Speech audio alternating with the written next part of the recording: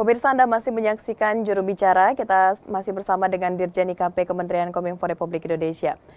Pak Dirjen, terkait dengan pelaksanaan MotoGP Mandalika ini kita menyaksikan juga di media sosial dan bahkan di berbagai siaran-siaran lainnya itu masyarakat terlihat antusias sekali untuk menyaksikan MotoGP ini. Pak Dirjen, terkait dengan hal tersebut bagaimana antisipasi dari pemerintah terkait dengan lonjakan penumpang keluar dari Lombok ini Pak, atau arus baliknya Pak?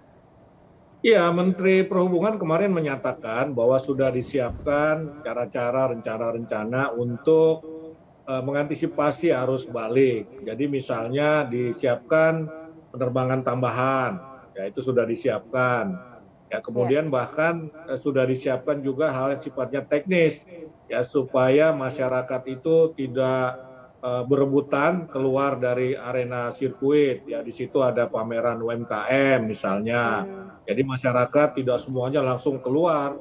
Jadi bisa dulu melihat UMKM, melihat merchandise, misalnya membeli merchandise, bahkan di situ juga disiapkan pertunjukan musik supaya ya tidak usah buru-buru keluar sama-sama begitu, tidak perlu keluar bareng-bareng. Ya sebagian kemudian melihat-lihat dulu UMKM, membeli merchandise, kemudian juga menyaksikan pertunjukan musik. Nah itu strategi-strategi yang sudah disiapkan oleh panitia untuk mengantisipasi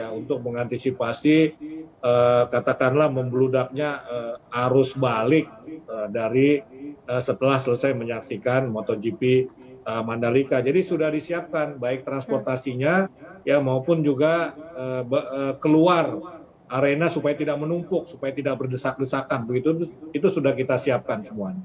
Baik, ini Pak Dirjen yang kebetulan juga menyaksikan secara langsung MotoGP Mandalika kemarin. Mungkin bisa diceritakan juga Pak kepada pemirsa bagaimana akses atau infrastruktur yang Bapak lihat kemarin mulai dari bandara menuju sirkuit. Apakah sudah semaksimal yang kita harapkan Pak?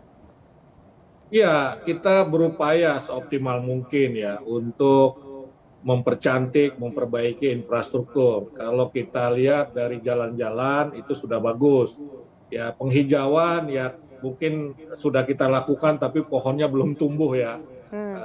Mudah-mudahan ke depan ya semakin rimbun pohon ini sehingga lebih menyejukkan.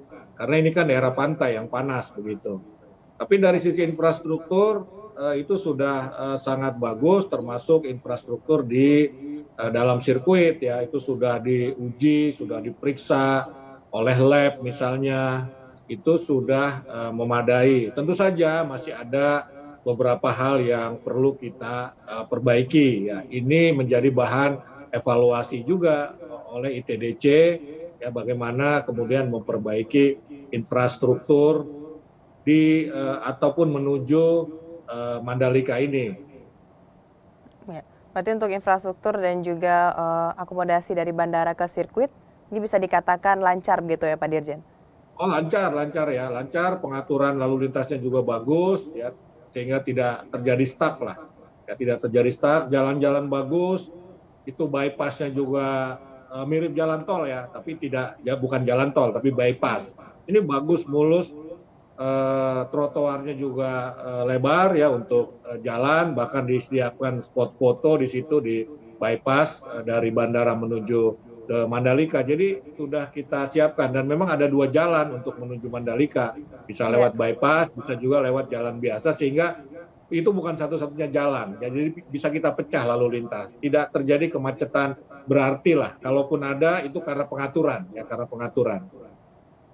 Baik, tentunya itu sesuai dengan harapan masyarakat Indonesia juga bahwa bukan hanya dari segi fasilitas tapi juga transportasi dan akomodasi juga lancar di sana. Baik, Pak Dirjen, sebelum kita menyinggung apa saja manfaat yang telah didapatkan oleh masyarakat dengan adanya pelaksanaan MotoGP 2022 ini, mungkin di awal Bapak bisa menjelaskan dulu kepada pemirsa tujuan dari pemerintah dengan adanya pelaksanaan MotoGP ini di bidang ekonomi, ini harapan dari pemerintah terlebih dahulu, Pak.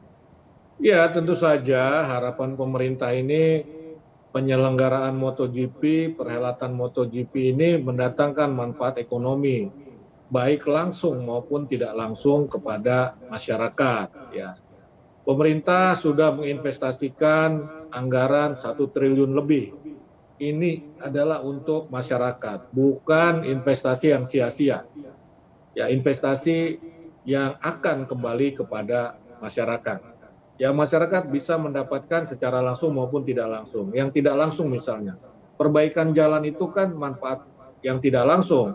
Ya, Ya. dalam arti secara ekonomi ya, tapi masyarakat kan bisa menggunakan jalan-jalan infrastruktur yang bagus itu untuk melakukan kegiatan ekonomi, untuk bekerja, pulang pergi bekerja, mengangkut barang-barang produksi pertanian misalnya. Nah, ini yang tidak langsung, tetapi juga ada yang langsung. Misalnya apa? Itulah yang diterima oleh UMKM. Ya, oleh UMKM, kemudian juga ada penyerapan tenaga kerja, ya untuk marshalnya misalnya, untuk mengatur crowd, ya untuk kebersihan misalnya, untuk catering, ya untuk hospitality, itu kan ada rekrutmen tenaga kerja, ya tenaga Baik. kerja. Ya, kemudian juga pemerintah ya lewat Kementerian PUPR dan Kementerian Pariwisata dan Ekonomi Kreatif memperbaiki homestay, ya homestay.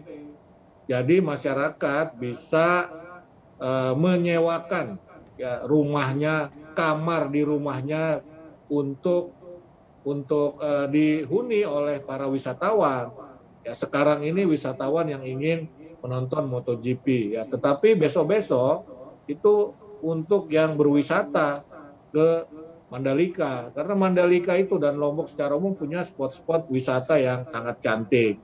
Ya, karena itulah Mandalika ditetapkan sebagai salah satu destinasi super prioritas. Nah, jadi manfaatnya secara ekonomi nih, secara ekonomi hitung-hitungannya sementara 500 miliar rupiah ya buat Oke. masyarakat, ya buat UMKM. Mungkin nanti Baik. akan dihitung setelah ini, mestinya lebih besar dari itu begitu. Baik, setelah ini kita akan lebih detail lagi, Pak Dirjen membahas kira-kira bagian apa saja yang mendapatkan keuntungan sejak adanya pelaksanaan MotoGP Mandalika 2022 ini. Namun kita akan jeda pariwara dulu. Pemirsa tetap saksikan Juru Bicara.